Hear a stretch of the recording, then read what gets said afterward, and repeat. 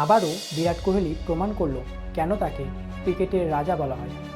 আজ ইন্ডিয়া বনাম নিউজিল্যান্ডের প্রথম ম্যাচে বিরাট কোহলি আবার নতুন এক কৃতিত্ব অর্জন করল।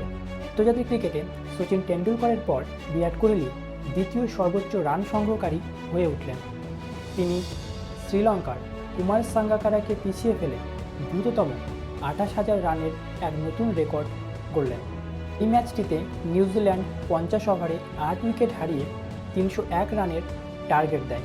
ভারতীয় ব্যাটসম্যান রোহিত শর্মা এবং ক্যাপ্টেন শুভমন গিল প্রথমে ব্যাটিং করতে নেমে 39 রানের পার্টনারশিপ করে রোহিত শর্মা ক্যাচ আউট হন। ব্যাটিংয়ে নামে চেস মাস্টার বিরাট কোহলি আর শুভমন গিল মিলে এই ম্যাচে 118 রানের পার্টনারশিপ করেন। বিরাট কোহলি তার নিজস্ব 93 রান করে কাইল জেমিসনের বলে আউট হন। ভারত এই ম্যাচটি 4 উইকেটে জেতেন।